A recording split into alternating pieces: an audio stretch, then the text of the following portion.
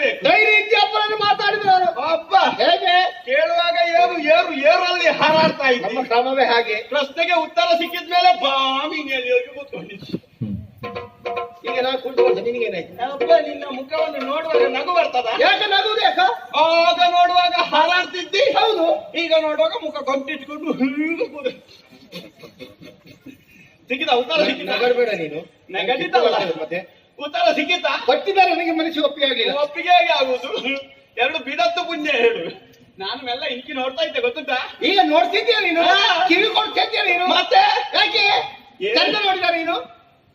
ಒಂದು ಹೇಳ್ತೇನೆ ಶಾಂಬ, ಏನು? ನಾವು ದೊಡ್ಡವರ ವಿಷಯಿಕವಾಗಿ ಮಾತಾಡ್ಲಿಕ್ಕೆ ಹೋಗಲೇಬಾರ್ದು. ನಿನಗೆ ಹೇಳಿದ್ದು ನಿನಗೊಂದು ಕತೆ ಗೊತ್ತುಂಟು? ಯಾವ ಕತೆ? ಸ್ವಲ್ಪ ಹಿಂದೆ ಹೋಗಂತೆ.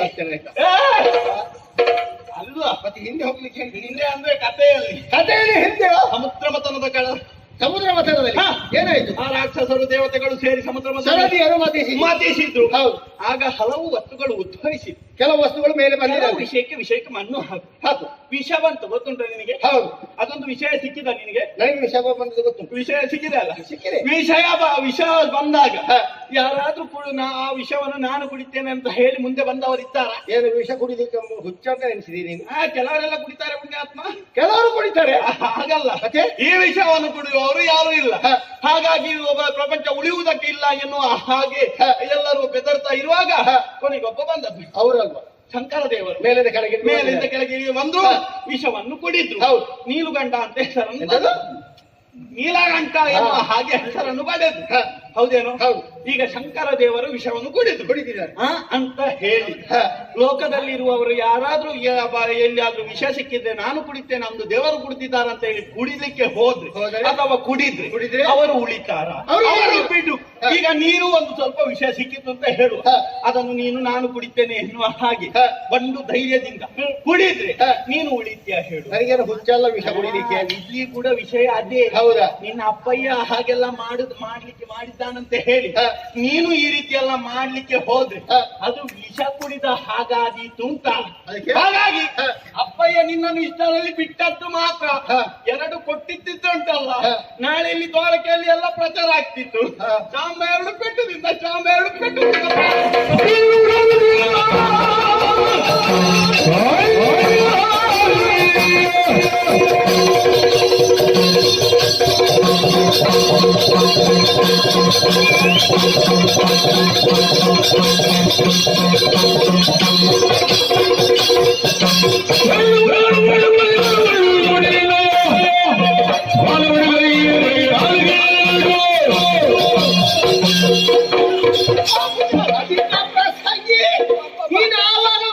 ಗೊತ್ತಾಯ್ತು ಏನಾದ್ರೂ ಒಂದು ಕೆಲಸ ಮಾಡ್ತೇನೆ ಅಂತ ಹೇಳಿ. ಈಗ ನನ್ನ ಅಪ್ಪನಿಗೆ ವಿಷಯ ಸಿಕ್ಕಿದಲ್ಲಿ ಇಲ್ಲಿಂದ ತಂದೆ ಮಕ್ಕಳೊಳಗೆ ನ್ಯಾಯವನ್ನು ತಂದು ಹಾಕಿ ಚಂದವನ್ನು ನೋಡುವಂಥವ ಏ ಪಾಪಿ ಮಗನೇ ನೀನು ಸಿಗ್ಬೇಕಿತ್ತು. ಈಗ ನಗಾಡ್ತೀಯ ನೀನು. ಸಾಂಬನ ಯೋಗ್ಯತೆ ಏನು ನಿನಗೆ ಗೊತ್ತಾಗಿಲ್ವ? ನಿನ್ನಂತ ಬದುಕಿರಬಾರ್ದು. ನಿನ್ನ ಅನ್ನಕ್ಕೆ ವಿಷ ಹಾಕಿ ನಿನ್ನನ್ನು ಕೊಲ್ಲದಿದ್ರೆ ಸಾಂಬನ ನಾನಲ್ಲ. ನೀನು ಎಂತದ್ದ ಮಹಾ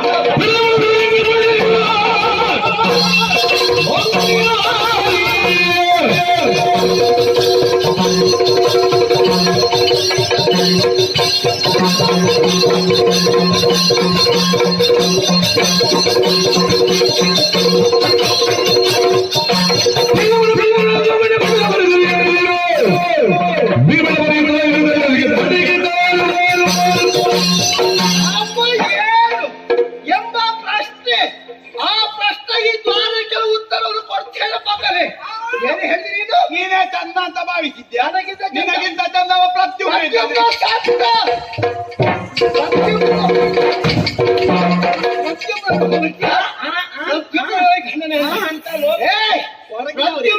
ಶಾಮನ ಯೋಗ್ಯತೆ ಏನು ಎಂಬ ಚಂದಗಳಿದ್ದವ ನಾನು. ನನ್ನನ್ನು ಮೀರಿಸುತ್ತ ವ್ಯಕ್ತಿಗಳು ದ್ವಾರಕ ಯಾರಿಗೆ ಬದುಕಿರಬಾರದು. ನಿನ್ನನ್ನಲ್ಲ, ಇಲ್ಲಿರುವಂತ ಯಾದವರ ಮರಣಕ್ಕೆ ನಾನು ಕಾರಣನಾಗದಿದ್ದರೆ ಹರಿಯ ಮಗ ಸಾಂಬನೇ ಅಲ್ಲ. ನೆನಪಿಟ್ಟಿಕೋ, ಈ ಕ್ಷಣದಿಂದ ನೀನು ನನ್ನ ಮಿತ್ರ. ನಮ್ಮ ಮೈತ್ರಿ ಗಟ್ಟ ಅದು ಹೋಯ್ತು.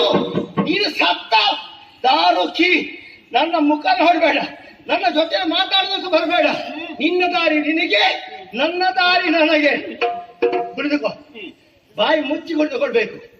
ಎಲ್ಲಿಯಾದ್ರೂ ಮಾತಾಡಿದ್ರೆ ನಿನಗೆ ನನ್ನ ಕೈಯಲ್ಲಿ ಬರಬಾರ್ದು. ಪಾಪಿ ಮಗನೇ ಹೋಗುದೇ ಹೋಗುದೆ. ನಿನ್ನಲ್ಲಿ ಮಾತಾಡೋಕಿರುವ ನಾನೆಂಬುದಕ್ಕೆ ಭಾಷೆಗೆ ಪಾಪಿ ಮಗನೇ. ನಿನ್ಗೆ ಅಧಿಕ ಪ್ರಸಂಗ ನಿಲ್ಲಿಸ್ತೇನೆ ಮಗನಿಗೆ. ಮಾತಾಡಬಾರ್ದು ಹೇಳಿದು. ನನ್ನ ಜೊತೆ ಬರಬಾರ್ದು. ಸಾಂಬ ಸಾಂಬ ಎಂಬುದ ಕಳೆದುಕೊಂಡು ಬಂದ್ರೆ ಉಂಟ ನಿನ್ನ ಕಪಾಲಕ್ಕೆ ಬಾರಿಸಲು ನಿನ್ನ ಮುಖ ಹುಡುಗುಡಿ ಮಾಡಿಕೊಂಡು ಮಾಡ್ತೀನಿ. ತಂದೆ ಮಕ್ಕಳವರಿಗೆ ನ್ಯಾಯವನ್ನು ತಂದು ಹಾಕಿ ಚಂದ ಹುಡುಗುಡಿ ಆಗ್ಬೇಕು. ಸಾಂಬಾರ್ ಅಂತದು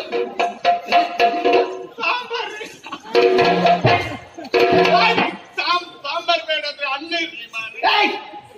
ನನ್ನ ಅಣ್ಣ ಅಂತ ಕರಿಬೇಡ ನೀನು. ನಿನ್ನ ಅಣ್ಣ ಸತ್ತ. ಹೌದಾ? ಮತ್ತೆ ಗೊತ್ತಾಗಲ್ಲ.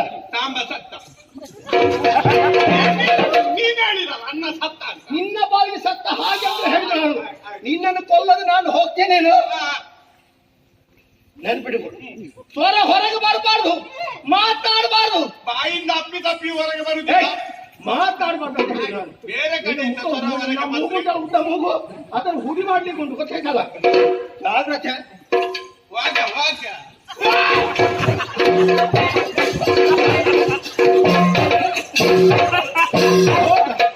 ನಿನ್ನ ಜನ್ನನ ನಾನು ಹೋಗ್ಲಿಕ್ಕೆ. ನಿನ್ನ ಜನ್ನ ನಾನು ಏನು ನೀನು ಹೆಣ್ಣ ಕೇಳಿಕೊಂಡಿರಿಕಿರುವ ನಾನು. ನನ್ನ ಪೃಷ್ಠಭಾಗ ನುಚ್ಚು ನುಚ್ಚಾಗಿ ನೀನು ಹೋಗ ಹೋಗಂತ ಹೇಳಿದ್ದಲ್ಲ. ಮತ್ತೆ ಹೋಗಬೇಡ ಗೆಳೆಯ ನನ್ನ ಬಿಟ್ಟು. ನಿನ್ನ ಗೆಳೆಯ ಸತ್ತ. ಗೆಳೆಯ ಅಂತೆ ಎಲ್ಲ ಮಾತಾಡ್ಲಿಲ್ಲ. ನಿನಗೆ ಇಷ್ಟು ರಕ್ತದ ಏನು ತಗೊಂಡು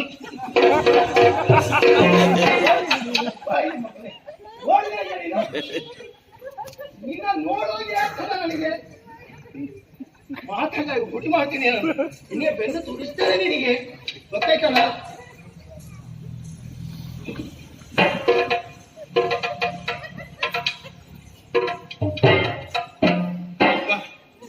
ಹೋದವ ಬೇಕಿತ್ತ ನನಗೆ ಈ ಸಂಸಾರದ ವಿಷಯವಾಗಿ ಒಳಗೊಳಗೆ ಹೇಳಿಕೊಡುವಂತ ವಿಷಯ ಬೇಕಿತ್ತ. ಅದು ಮೊದಲೇ ಮೊದಲೇ ಬೀಳ್ತದಂತ ಗೊತ್ತಿರ್ಲಿಲ್ಲಲ್ಲ. ನೀವು ಬರುವಾಗ ತಡ ಆಯ್ತು. ಈಗಾದ್ರೂ ಗೊತ್ತಾಯ್ತು. ಅದು ಮೊದಲು ಕುಳಿತವರ ನನಗೆ ಹೇಳಿಲ್ಲ. ಅದು ನನ್ನ ತಪ್ಪು. ನೀವು ಇದಕ್ಕಿಂತ ಮೊದಲೇ ಬರುತ್ತಿದ್ರೆ ಆ ಪ್ರಕರಣಕ್ಕೆ ಕುಳಿತಿದ್ರೆ ಇಷ್ಟು ವಿಷಯ ಆಗ್ತಿರ್ಲಿಲ್ಲ. ಇಲ್ಲಿಗೆ ಪ್ರಕರಣ ಮಂಗಳ. ಒಂದು ಎರಡು ಬಿಟ್ಟ ಇವ ಯಾವ ಕೋಪದಲ್ಲಿ ಬಿಟ್ಟ ಅಂತ ಮೈಕೈ ಎಲ್ಲ ನೋವಾಗ್ತಾ ಉಂಟು. ಹೌದಾ? ಹೊತ್ತು ತಡ ಆಗಿದೆ. ಯಾವುದಕ್ಕೆ? ಎಣ್ಣೆ ಸಿಗಬಹುದಾ? ಬರುವಾಗ ತಂದದ್ದೇನಾದ್ರೂ ಉಂಟೆ ಮೈಗೆ ಹಚ್ಚುವುದಕ್ಕೆ? ಆಗ್ಲಿಕ್ಕೆಲ್ಲ ಎಲ್ಲಿಯಾದ್ರೂ ಯಾರತ್ರ ಆದ್ರೂ ಇದ್ರೆ ಸ್ವಲ್ಪ ತಗೊಂಡು. ಈಗಂತೂ ಕಷ್ಟವೇ. ಇನ್ನು ಒಂದು 2 ಮಾಸ ನೋಡುವ. ಸ್ವಲ್ಪ ಎಣ್ಣೆ ಹಾಕಿ